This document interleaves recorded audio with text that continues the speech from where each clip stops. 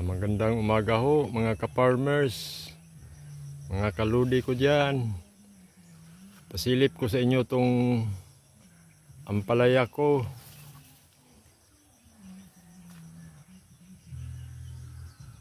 Ang edad nito nasa 5 tinanim, ngayon is 19,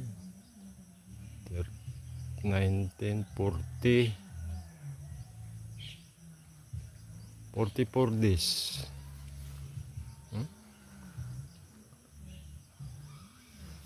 Tingnan nyo mga idol, oh.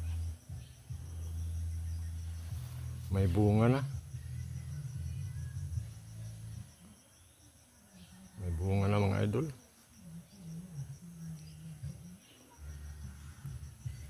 Kwanto lahat kapuno. Nasa 100 grams plus 50 grams. Ang 100 grams ang laman niya is 503. Ang 50 grams 251.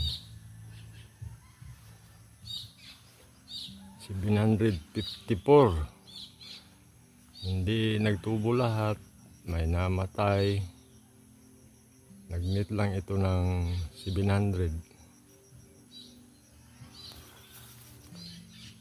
700 kapuno. Tingnan nyo guys, oh. May bunga na, oh. Sa siding.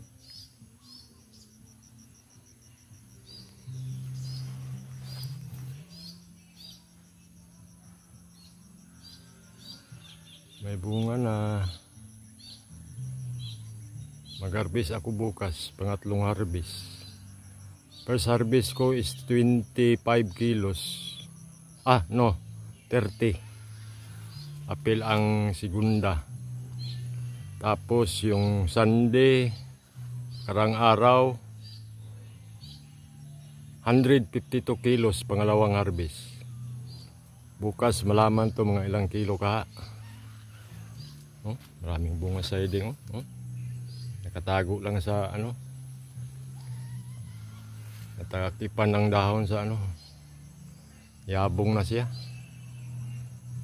Dito ako binuhos ko tong kuwan ko dito, ang kaalaman ko. Ang distance pagtanim ko, puno to puno 1 meters. Ang row to row, ang sa akin 2.5 meters. Yan ang standard tanim sa ampalaya. Oh, tingnan nyo, hindi pa na, maraming mga toy-toy, mga maliit na bunga. Mga guys, mga ka-farmers ko dyan,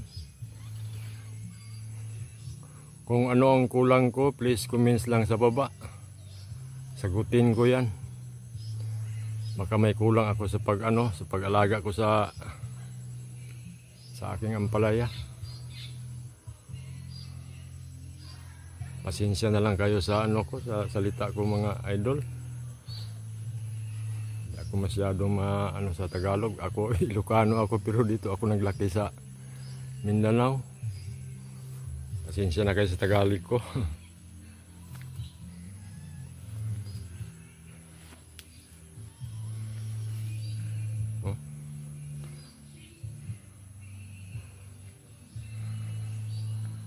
Sana tuloy-tuloy ang bunga niya to para makabawi tayo.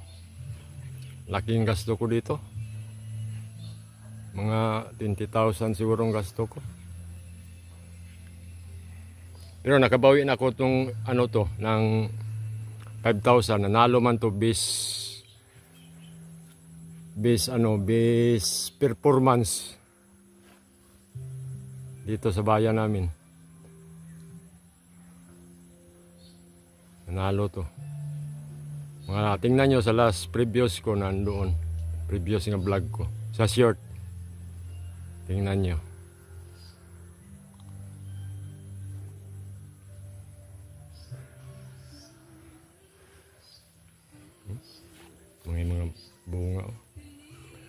So hanggang dito na lang siguro, baka taas na ang baka hindi nyo tapusin, pagkitapos lang mga ka-idol ko dyan, mga ka-farmers. So subscribe and like and share kung pwede. Okay, salamat.